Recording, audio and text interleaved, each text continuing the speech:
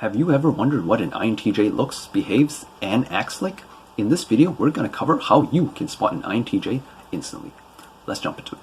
So, starting off with the physical traits. An INTJ is usually very slender with a skinny build. I believe the term for it is like lanky, so they have, very long arms and long legs in proportion to like their overall body structure, where their torso is like usually very skinny. In terms of like media, INTJs are usually portrayed as, that small kid that wears glasses and gets shoved into lockers by high school bullies, and he's like, helpless to fight back because he's like, so physically smaller than his like bullies. And in terms of facial features, INTJs will have what I call an evil mastermind look. This is when they are basically in a neutral state and they're not really paying attention to their surroundings.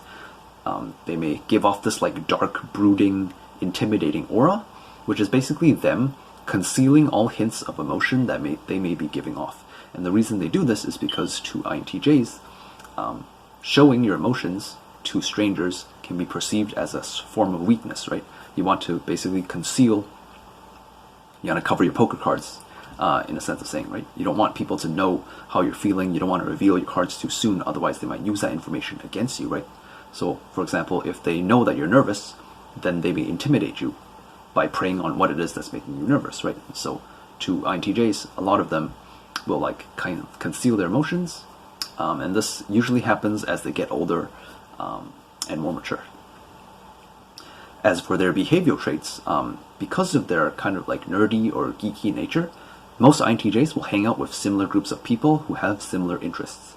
You can think of INTJs as social outcasts who prefer not to mix along with others. It doesn't mean that they won't mix along with others, it's just most of the time they'll be on their own, doing their own thing, and not really blending in with the crowd.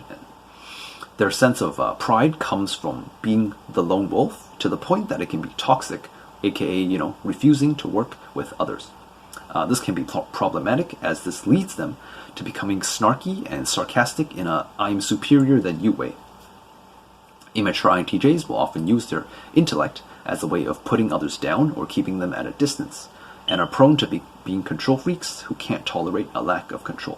So for example, I was in group project runs, right, with an INTJ, who would basically not allow any of the other group members to contribute anything to the project except his own work. And the reason for this was because he deemed the work of other people not up to his standard, right? His own personal standard of what was good or bad. And in terms of how bad is this need to control, it can get pretty excessive if it's not toned down, especially with immature INTJs. So, for example, let's say you are given a task of cutting fruits in half and serving them to guests, and you have to cut, let's say, an apple, a banana, and a pear.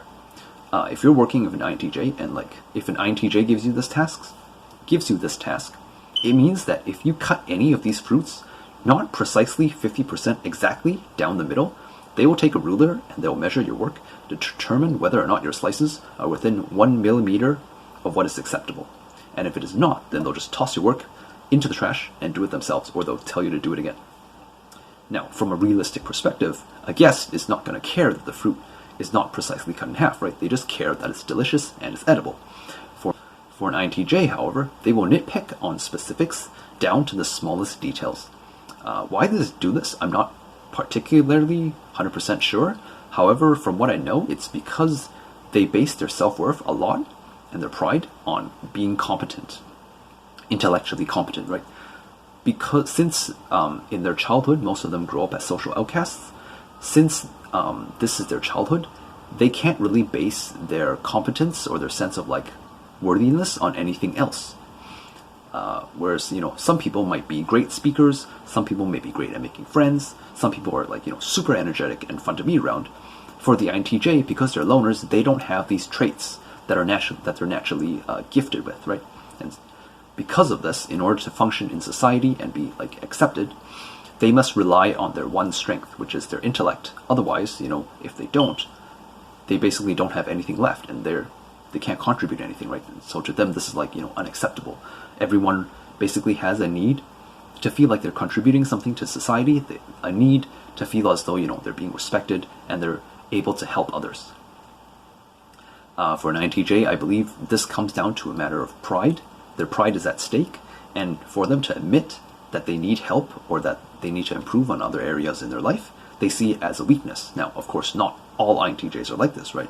I also have INTJ friends that don't try to oppress people with their IQ and instead use it in a positive manner to help others depending on their maturity and willingness to look within and improve on their flaws, right? So this is more prevalent in immature INTJs who are not as willing to look within themselves and realize that the world does not revolve around them, and if they want to succeed and do great things, they will have to basically get over their pride and learn to work with others.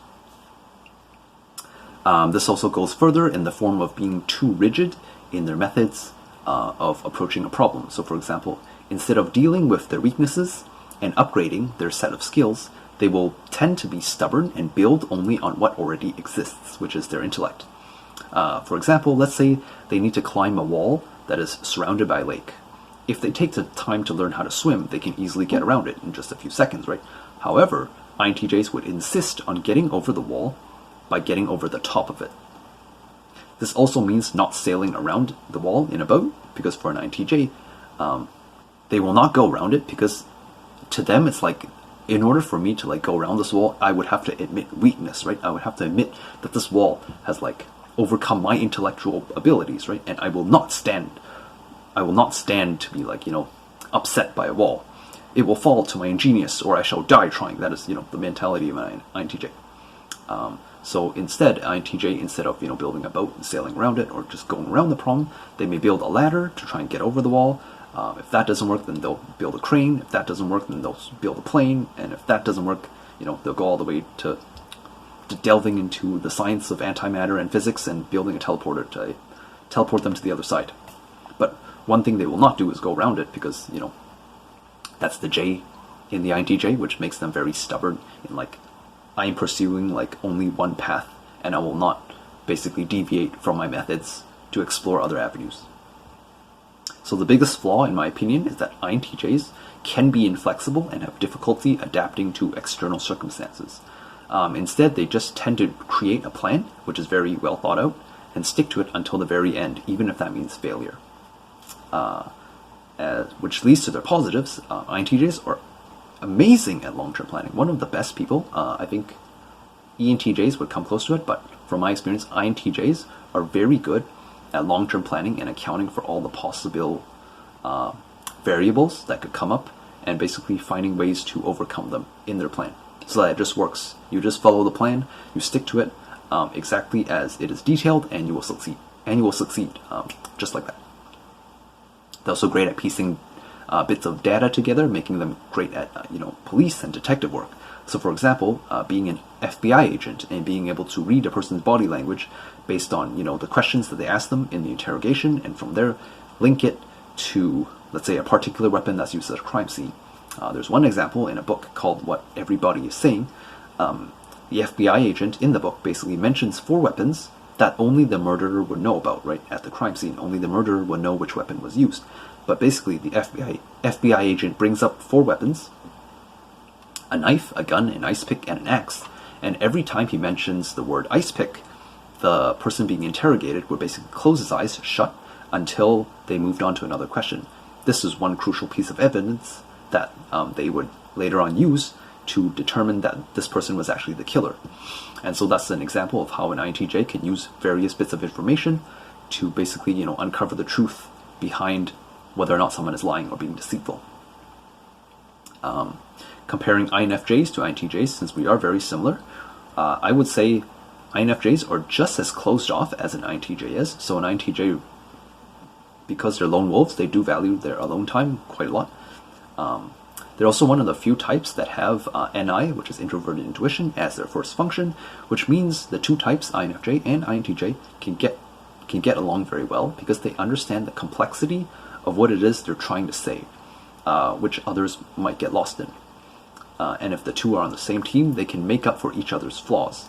INTJ does the logical thinking for both of them, and INFJ does the emotional feeling, right? So for example, an INTJ has trouble with emotions, whereas the INFJ has trouble with logic. So if these 2 basically individuals were to pair up, they would form a very strong duo. Each one would be able to account for one another's weaknesses.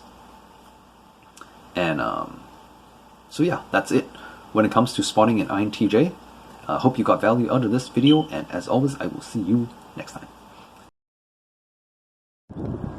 Hey you guys, hope you enjoyed that video. If you did, make sure to join our Discord community. The link is in the description, where I'm looking forward to having meaningful discussions with you and the other members in the Celestial Sage community.